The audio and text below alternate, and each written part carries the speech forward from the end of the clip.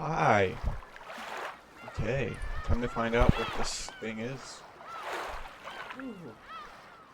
Might as well read this. So this said, you've done well to make it this far. Have you enjoyed your stay in Rock, Virginia?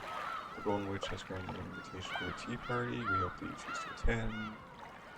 And I don't have episodes 2, 3, or 4 quite yet, so can't wait.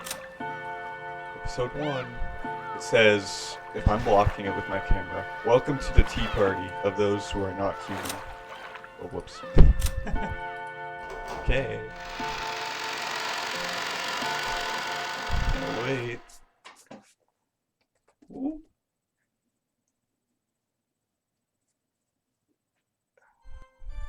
It is a mystery. What do you have planned?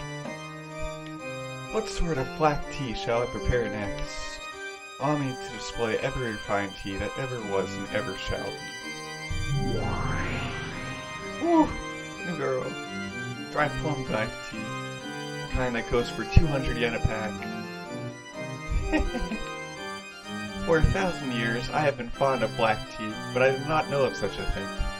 I will never tire of living in this world. Bito. Oh, she has a nickname.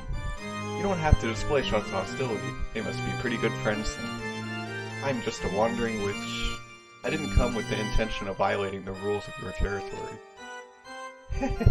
Hostility? I bear nothing of the sort. I am just terribly concerned with seeing to it that the legendary witch, Lady Castle, is well attended to. You misunderstand. I am powerless. Before a witch such as you, who possesses a dreadful power to kill an individual 100 times, I'm completely powerless. And a powerless lady witch like you possesses a power that none can approach is what is truly terrifying. After all, that great witch, Lady Lamba Delta, was dethroned by you alone. I only won in an endurance contest. She simply got tired. That is not what Lady Lamba Delta said, though. Too much humility can be unseemly, Lady Castle. Oh. This is interesting. I like the effects. That girl has a dreadful power. The power to kill an individual without fail. However, without fail doesn't exist in this world. No matter how many times you divide one, you can never reach 0. That girl has the power to bring the odds of failure down to almost exactly 0, the power to give rise to almost perfect certainty. I hope I never have to fight such a terrifying witch again. However, you have the power to cause success without fail, as long as the odds are not 0. Though you say without fail doesn't exist in this world, you possess an infallible power yourself. How very terrifying. The power to kill an individual endlessly. I think you're the more terrifying. I think you're the more terrifying one. You jest. I don't know what that word means. From your point of view, mine is but a trifling power. This is most certainly what one would call empty. This is most certainly what one would call empty praise. Probably some playful word. Call it flattery to make up for the cost of staying here. I am a fleeting traveler who crosses the fragments, continually running from boredom. I simply came around because I heard you started something interesting. I have no doubts that I will choose to leave as soon as you are no longer interesting. I, Beatrice, am deeply and humbly delighted to have the great Lady Castle as an observer. And so, your impressions? Lambda Delta is terrifying because of her cruelty, but she's a girl I can understand. You do seem to be capable of affection, but I cannot understand you. But I can't understand you at all. That makes you much more terrifying than her.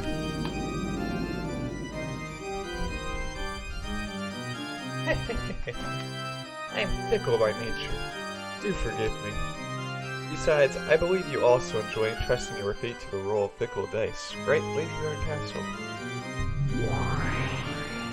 When I roll the dice, I have a roll I clearly want to get. Unlike you.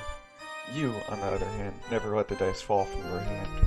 So, whatever the roll might have been, you're never disappointed.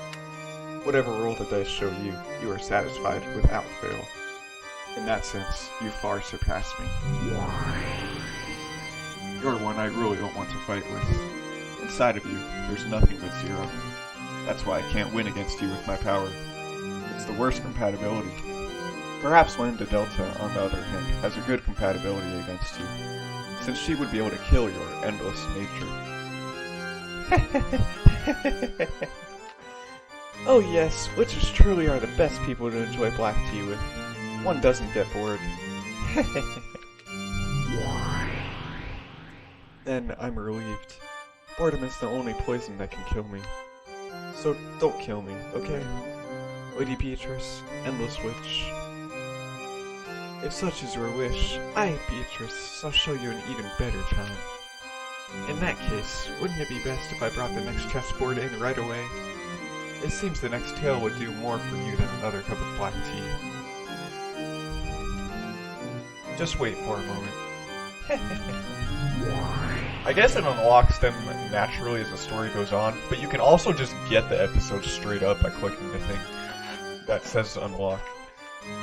Something troublesome seems to have taken a liking to you, but they said you'd be confused if you just went right into that. I get that. I'd really like to lend you my power, but as you just heard, that girl's power and mine have a very bad compatibility. Unfortunate as that may be. But you really are pitiful, so I'll help you out just a bit. Is this Battle? So is he in this area now? He's talking to him? First of all, about that girl. She does have the name Beatrice, but that doesn't necessarily mean she is one individual woman. Get what I mean? In other words, she's not some human. Her existence is a personification of the rules of this world. To beat her, you have to expose the rules of this world and unravel them. Perhaps this could be likened to learning the rules of chess by watching a game. First, take a good look at the chessboard. Then, learn the movements and rules of the pieces. Then, look for the conditions required to win at her game. When you've managed to reveal all these things, her heart will be exposed. After that, you can rip it apart or crush it as you please. I am being quite generous. In the past, when I had a human body, it took me 100 years to notice even this much.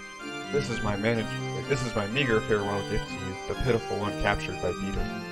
It's just like a spoon. A spoon can be used for more than just drinking soup. You can use it to dig through the prison door locked in, or as a weapon to gouge the witch's eyes out. Of course, you can also use the spoon to continue to slip the watery soup inside your eternal cell. Don't get the wrong idea. I have no intention of becoming your ally. I do feel empathy for you, but I won't help you. It's like I'm sitting in front of the television yelling at you on the other side, even though my voice won't reach you. So, you understand that I am a witch, right? Oh, he's yelling. I intend to enjoy this endless tale that Vito is going to weave until I tire of it. But that alone won't hold my interest. That's why I'll lend you my power. It's also that I don't get tired of this. I am the cruelest witch in the world. Whoever the opponent may be, I'll make them surrender with certainty. Even if it's Beatrice, the Endless Witch, okay? You are my game piece. Give it your best shot. I'll give you advice sometimes, out of her sight. Don't bore me, okay? Hope he doesn't.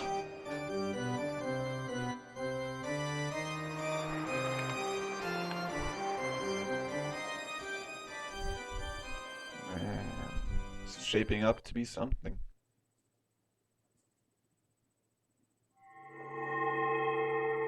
Oh my. Look at that, thanking the people who helped make the novel. Isn't that sweet? Credit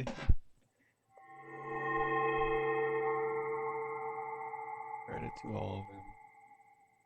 What lies beyond? Bruh.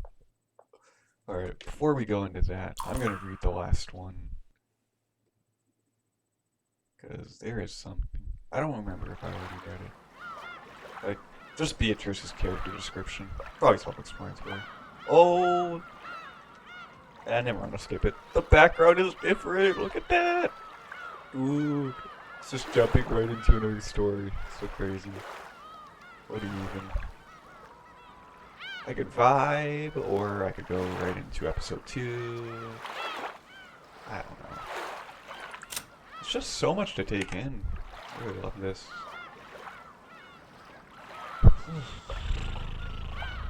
Not sure what to do. That was shorter than I thought it would be. Okay, yeah, sure, I'll go in episode 2. Whoa.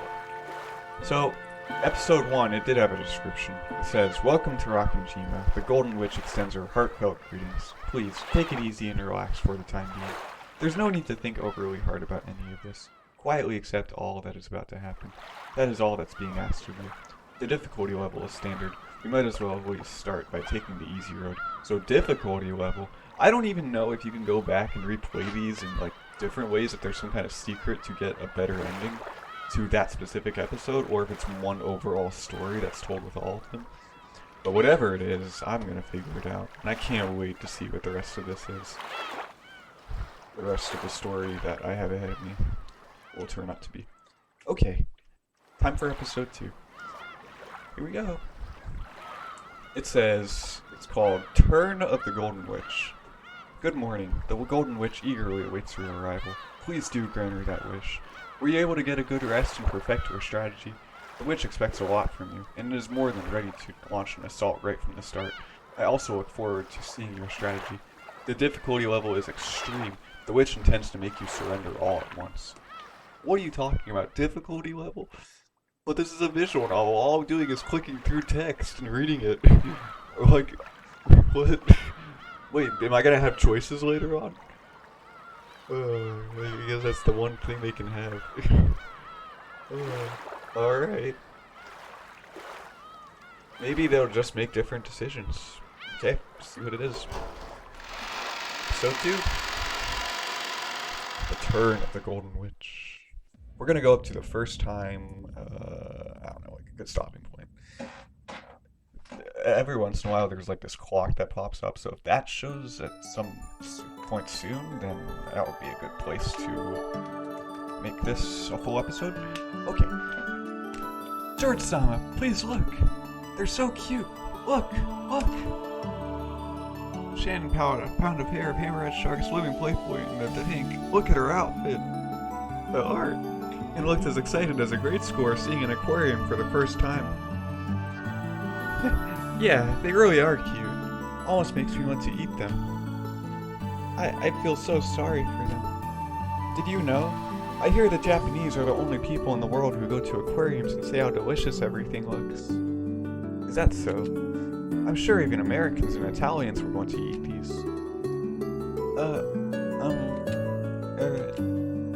Those clothes look good on you.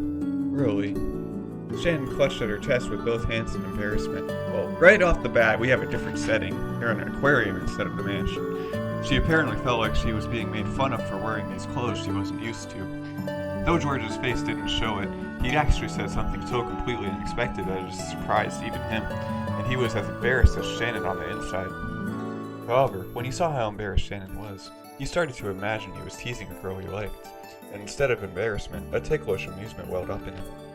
No, he wasn't just imagining it. He really was teasing the girl he liked.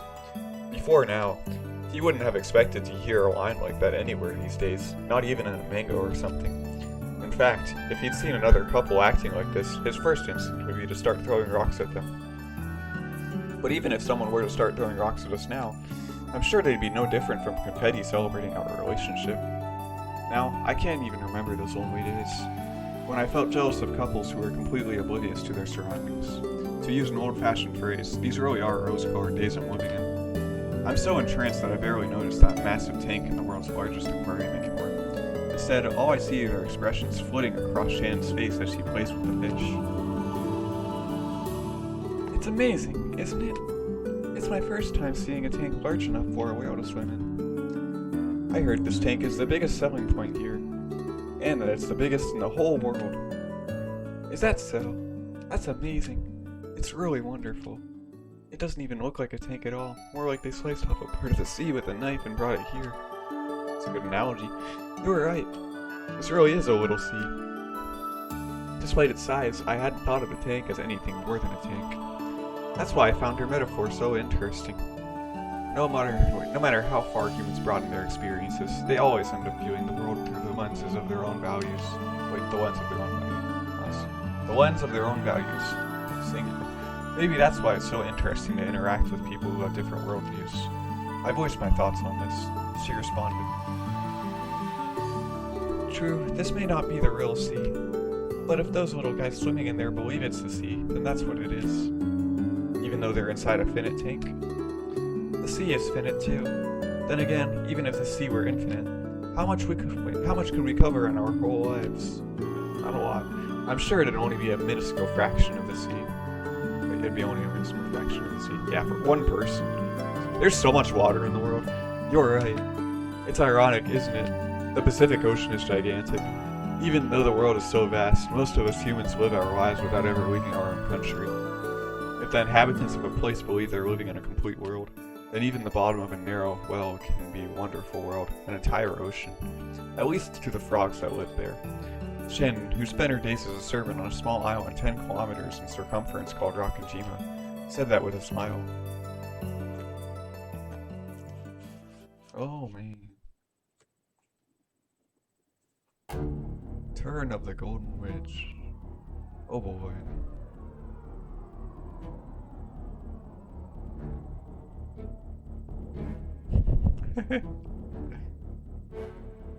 Opening credits. And everyone's going back now. Where is this going to go?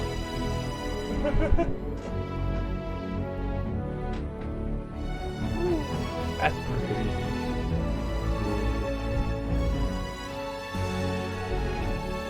This is nice music.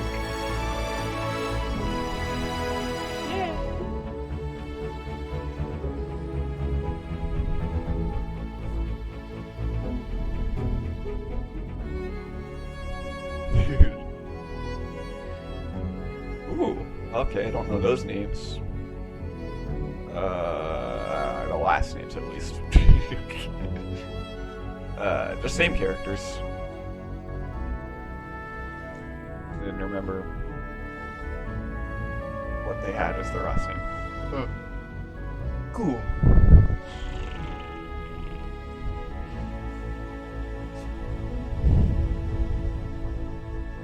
We already got a new character though, that one girl.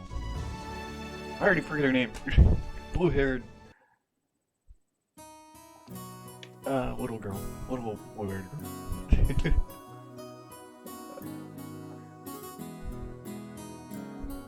I'm guessing she's gonna have a bigger role later. After we finished walking through the whole aquarium, we had a small late afternoon lunch at a restaurant with a nice view. The word buffet has the power to make any boy's heart leap. I was like that myself once, but with Shannon beside me, this buffet felt different. I couldn't shamefully pile on only the things I liked. I was, how should I put it, worried about my appearance and choose a menu suited for a snob. Toast, salad, and coffee. If I'd been by myself, I would have made a pile of oily stuff like yakisoba, mashed potatoes, gratin, and so on. Gratin. Shannon, is that going to be enough for you? If it is, then I guess we men are animals with really bad fuel efficiency. That's not what I... On Shannon's tray, there was only C and... Wait. On Shannon's tray, there was only tea and salad, C and salad. Maybe the mere fact that I thought she was a whole plate short proved I was thinking with a man's stomach. Actually, I should be asking you the same thing. Don't you think men should eat a little bit more than that? I imagine you normally eat much more for lunch, right? Oh right, dang. Come to think of it, you already know how much I eat normally because of meals I've had at the head family household. That's right. So I was worried you might have an upset stomach today. Shannon was kind enough to guess that I wasn't feeling well. Looks like my stupid attempt to show off made her worried, and apparently my stomach wasn't going to let me show off any longer. Okay, I'll confess. I was just trying to look cool. I held back just because I was with a girl. I thought so. Considering how much you eat during lunch at the family conferences, I thought this wasn't nearly enough. Please, don't be so reserved, and feel free to choose another dish. It's not fair for only me to be embarrassed. What about you, Shannon?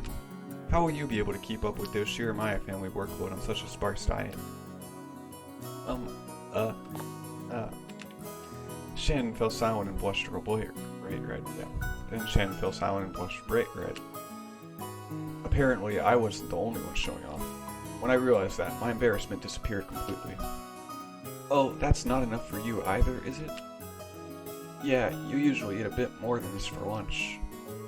A woman's stomach is made of magic, so this is enough. Huh. So, we've both been showing off to each other.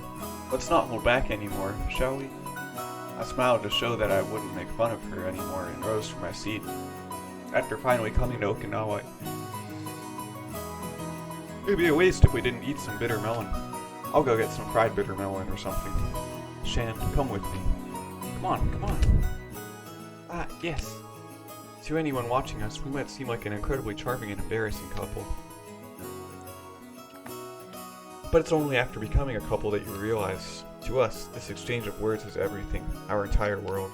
That's why no matter how much everyone else stares at us with blank expressions, we never notice. Indeed, at this age, I finally understand the feelings of couples who want to endlessly flirt without any regard for their surroundings. After I returned with a plate piled up with fried food, Shannon arrived with a pretty cake. While laughing at our fake stoicism, we resumed our lunch. Even though it's a restaurant with a view of the sea, it's so cloudy. Luckily, our window seats gave us a view of seaside scenery so grandiose that it extended even beyond our field of vision. However, because of the cloudy sky, we were only seeing a fraction of its usual beauty. That's right. If it were clear, we'd undoubtedly see a deep blue sea.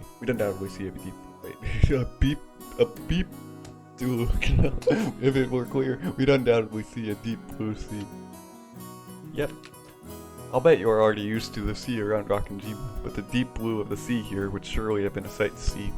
It's a real shame. Well, but no matter how much blue the sea is at work, it might as well be gray to me. But I'm not working today, so... Apparently, Shannon was doing her best to say an embarrassing line, but I didn't let her get off easy. So close. If only you'd said when watching the sea alone with you, George-sama, it looks deep blue no matter how gray it is. I'd have given you full marks and a prize. I'm sorry. Want to hear what the prize was?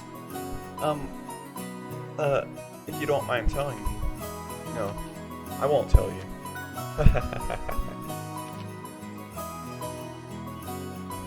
That's no fair. When I was in elementary school, I was always the kid who got bullied. When everyone teased me, I grew nervous and speechless, to the delight of the bullies. Back then, I wondered why everyone teased me. But now, teasing Shannon like this, I understand why. This is so much fun. I can play with her emotions however I please. And I can have them all to myself. Right now, I can't think of any greater pleasure. That's why I have to go easy on her. It's not as though I want to make her feel embarrassed and upset. So I decided to be nice and change the subject. Best not to be too obstinate. When you finished your lunch, do you want to take a walk on the beach? Maybe the clouds will clear up and we'll get a beautiful view of the sea. That's right. I want to go see it. Yeah, let's do it. But that cake really does look delicious. Maybe I'll go get one of those too. You mustn't. If you eat cake after eating so much, you'll get fat. It looks like Hideyoshi-sama's blood is pretty thick in you, George-sama, so you'll get chubby if you don't take care. Shannon, you won't stop liking me if I get fat, will you? After all, I wouldn't stop liking you if you got fat. I didn't mean it that way. If you don't take good care of your body, it'll be bad for your health. Mother warns me all the time, too. I wonder if I'll have to take up Tai Chi Quan or something like she does and get some exercise. When going on a diet, it's better to start by rethinking your eating habits rather than just exercising all the time. Apparently, the exercise only helps if you're eating well first. In other words, you're telling me to hold off on the cake, huh? Then, I guess I'll just have to gaze at you while you stuff your cheeks with it, Shane. A whole cake is probably too much, but maybe just half of one will be okay. Here, it's really delicious. Shannon cut her own cake and tried to move half to my dessert plate. Desert? Who says desert? I tried to move half to my dessert plate. I had no doubt that she wanted to share the delicious cake's flavor with me. It's not dessert when you are talking about a desert, and it's not desert when you're talking about a dessert. However, I meanly pulled my plate away from her. Gertrude, she blinked in surprise. She couldn't seem to wait. Okay, they forgot an end there. They couldn't seem to figure out if I was refusing the cake or not. So I blinked, opened my mouth, and said, so that's what you really wanted. Sheesh, you're such a pampered child, Georgetown. Oh, okay. Say, look at her right on the screen. Isn't that cute? With a partly embarrassed, partly exasperated face, Shannon offered the cake to me with a fork. It tasted like a cheap chocolate cake you might find anywhere, and yet it was exceptional. Because eating cake in such an embarrassing way, as if we were a couple of perfect fools, had been my dream for many years. It made this cake's flavor heavenly. If the earth is destined to end, I wouldn't have any regrets if it happened right now. It was such a moment of bliss.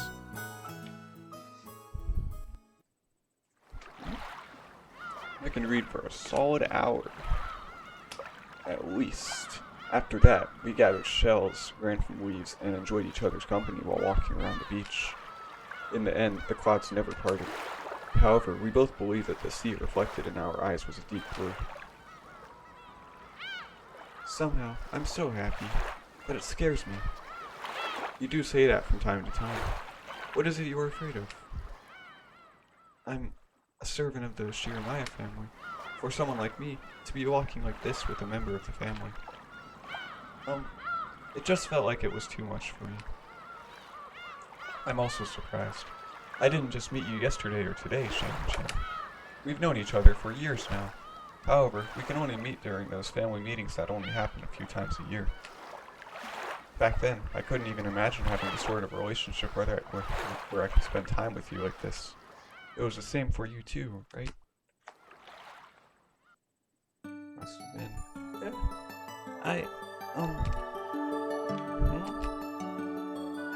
I did imagine it.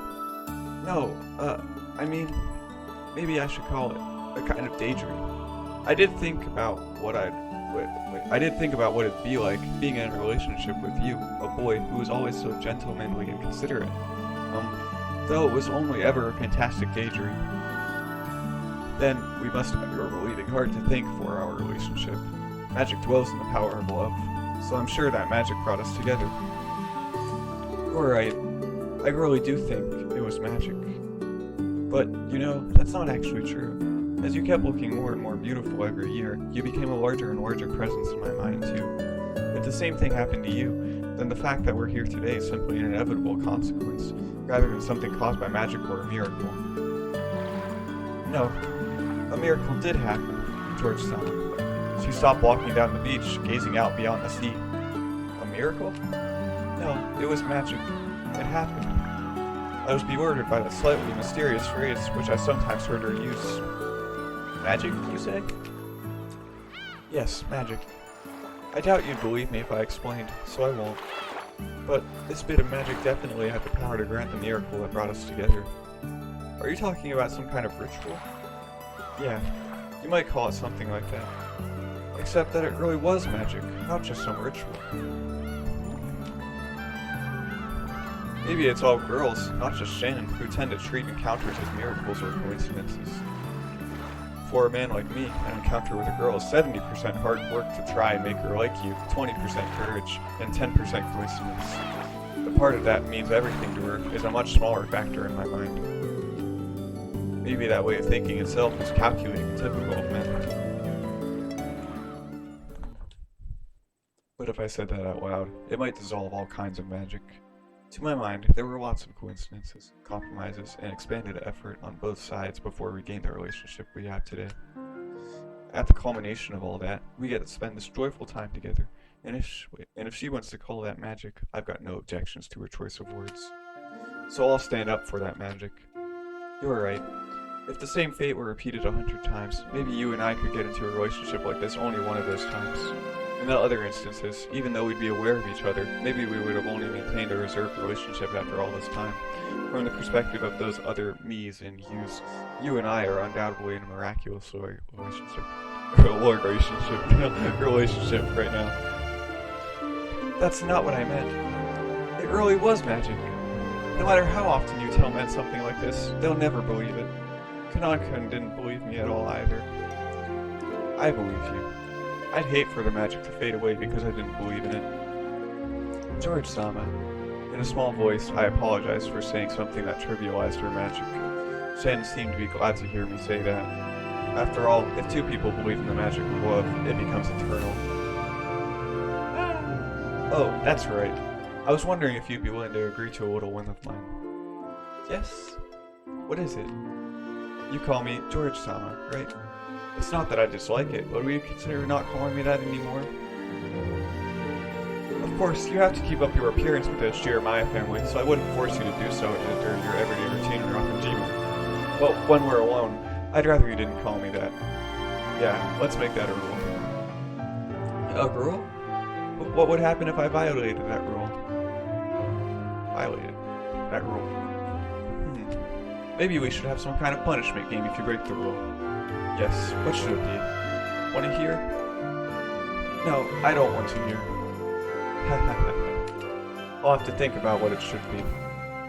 Okay. George. Sin. Yeah. I love the way that sounds. I'm so happy. Shannon. I also have another name. It's Sayu. I see. The rule's gotta be fair, after all. I'll follow it too, and from now on, I'll call you Sayu. Okay? Sayu? Yes.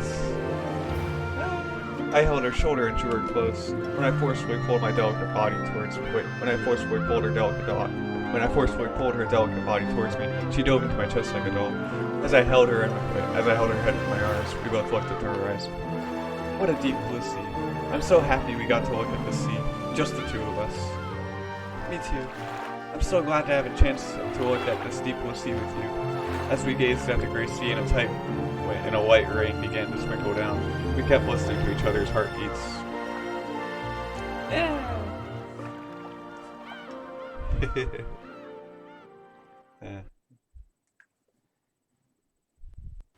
Drop the rest of the fingers. Very cute. The sound of waves flows into my ears. No, it's the sound of an enraged sea. My body, bathed in painfully cold splashes, does not allow me to forget.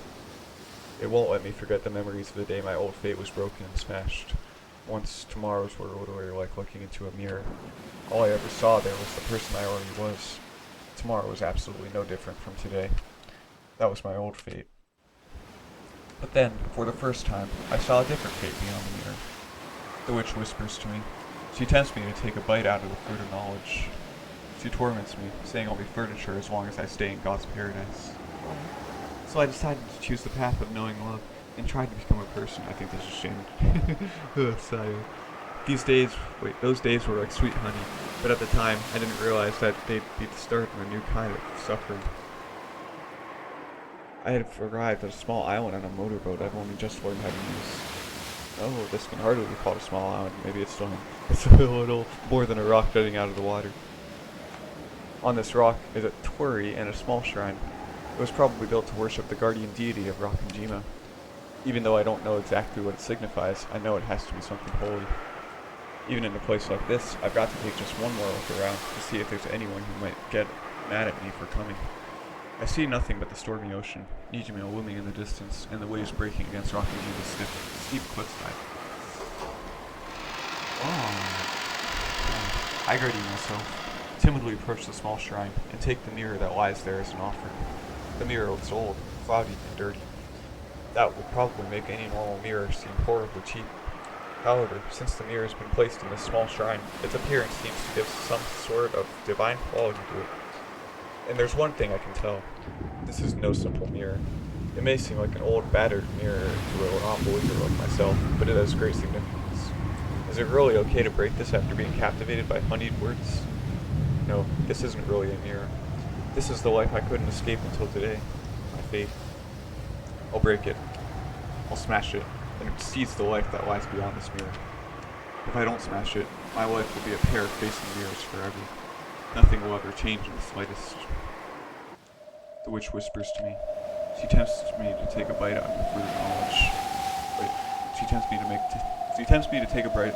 She tempts me to take a bite of the fruit of knowledge, or maybe I've already tasted of that fruit. So they said bite out, and they've also said bite of. Same thing.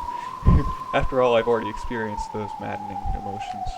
Just as Adam and Eve felt compelled to pluck those big leaves, I can no longer go on without breaking this mirror. I've struggled with conflicting emotions for many days before this moment. Inside my heart, the virtuous part of me kept on fighting the part that sides with the witch. And now, here I am. Did the part of me that's here right now win or lose? There's only one thing I know. To obtain something, you must be ready to lose something. Cowards who don't risk anything, who never try to change anything, will never be given the key that opens the path to a new future. That key is already in my hands. And that key is to break this, to smash it. Is there any other effort I can make as furniture imprisoned in Rockanjima? No. This is the only way for me. Come, have courage. I'll free myself from being mere furniture, and by accepting a new kind of suffering, I'll become human. This is surely a small, yet large trial I must impose on myself. So they're calling themselves furniture, and I think it's Shannon. But I wouldn't expect these kinds of words to come from her. Come on, smash it. I'll smash to pieces the eternally unchanging fate that imprisons me. I raise the mirror high. I think back on the days of conflict that came before, and finishing my reflections in the blink of an eye, I throw it down. Reflections. Thunder roars, crying out against me for my outrageous acts. It truly is the hatred of angels trying to banish me from eternal paradise. I look down at the mirror tumbling at my feet, broken into equal parts. And after making sure I've accomplished my task, I scream up at the raging skies. I've kept my promise. Now, it's your turn to keep yours, right? So, as thunder roars once more. I've already been banished from paradise, so I'll have to struggle on my own if I want to live. The witch told me. That is the single element of this world. To lose it means losing the world. Like how a canteen with a hole in the bottom can't be filled, no matter how much water you pump into it. I've kept my promise. Now it's your turn to keep yours. Please, grant my wish. Beatrice-sama! Oh. Oh boy, credit sequence.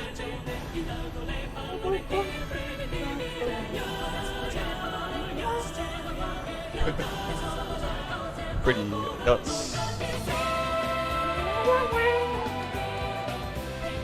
I don't know what they're saying, but it sounds good.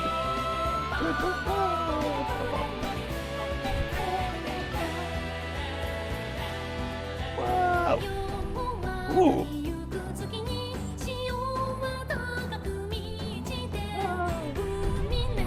Wait, I had the art.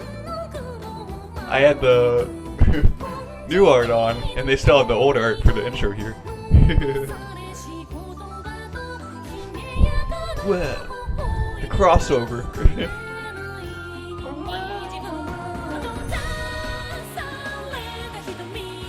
This be a little hard to remake though. There's so much stuff going on. Jeez.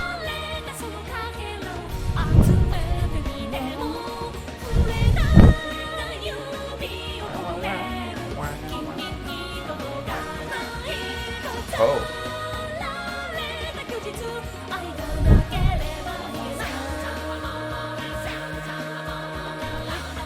Wow. Dude, that was awesome.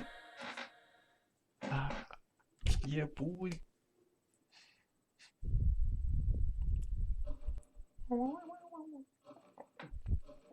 Sweet.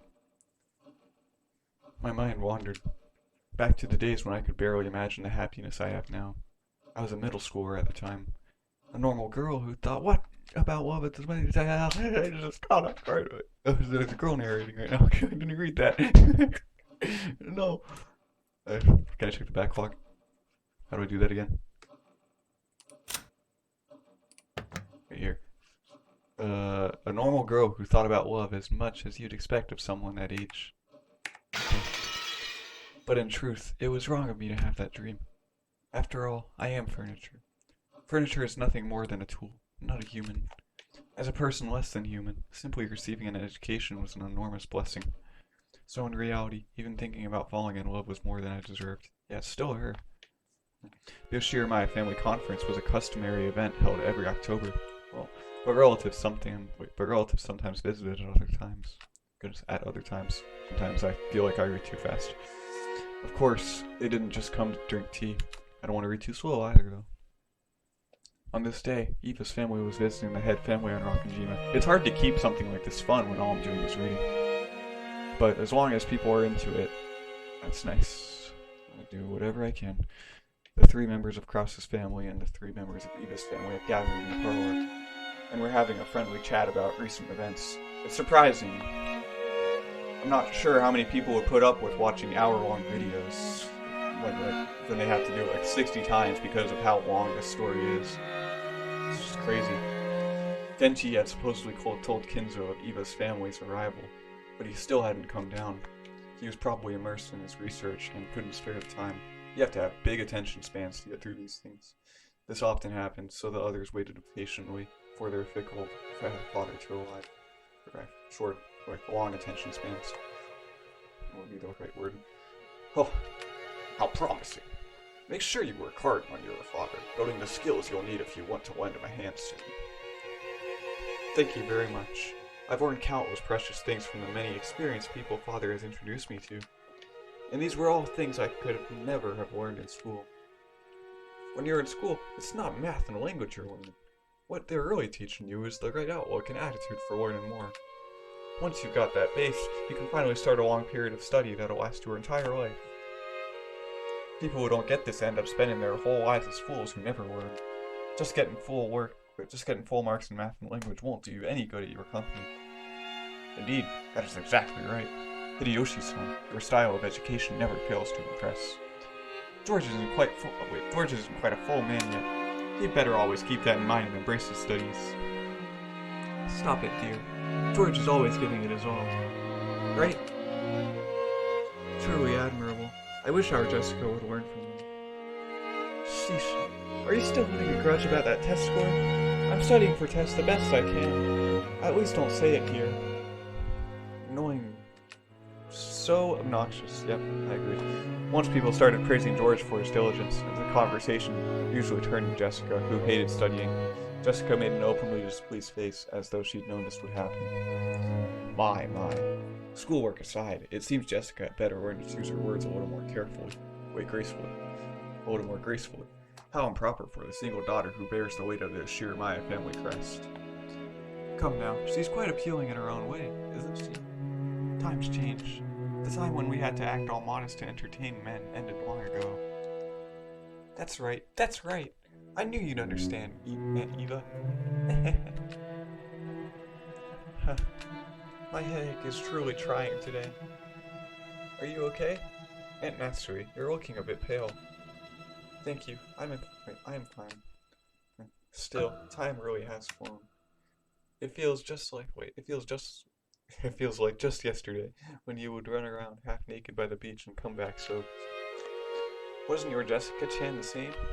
And now she's a lady who fusses over how to put on makeup. I see you focused on your eyebrows. You look really cute today. Thank you very much. No one noticed, so I was a bit unsure of myself.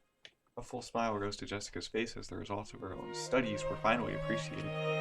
Eva smiled back in the same way. Then she turned that smile towards Natsui. Come on, Natsui niece-san. You must take notice of small changes in your own child. Poor Jessica-chan. You probably wanted your mother to notice first, didn't you? No problem. That person never notices anything. Jessica, I do not condone you speaking of your mother in such a fashion. Apologize. Later, I will speak to you at length about your language. If you don't want kids getting in your way, just say so. I'm gonna take a step outside. It's getting stuffy in here. Jessica! Jessica was still at the age where tests and entrance exams are pretty nerve-wracking. Recently, she'd clashed often with her mother, who was enthusiastic about her education. They're never really not like that. Excuse me. Yeah. Jessica, who was trying to leave the parlor in a bad mood, bumped into Shannon, who was pushing a serving cart filled with tea. Ah, Shannon, no need to worry about my tea. I'm just gonna go wander around the garden. Milady. Shannon, the tea is getting cold. Serve it quickly. My apologies. I gotta stop before I get to some section that goes on for 30 minutes or something. Shannon hadn't actually done anything wrong. But Natsui, who felt like something shameful to herself had been shown, lashed out at her emotionally. This was something that often happened in the Shiramaya family. But it seems Shannon wasn't strong-willed enough to just accept it and move on. She shrank back and cowered while serving the tea. She had the unfortunate habit of making more mistakes when she cowered. Her pitiful appearance ruined the peaceful atmosphere that had existed a moment before. It wasn't really Shannon's fault, but she thought she might be the source and felt a pressure on her chest. Her shaking fingers made the utensils clang, and you couldn't have called it graceful, not even just to be polite. The more pitiful she appeared, the greater the silence grew. The more irritated Natsui looked, and the more Shannon cowered. Shannon's thin neck felt like it was being suffocated and choked by the reaper known as stress. At that time, George spoke brightly, blowing away that stiff atmosphere. Just hiccuped. This smells nice. What kind of black tea is it? This is... No, don't say it. I'll guess. It's a very distinctive smell, so I probably know it. Is it Earl Grey? I think it probably is.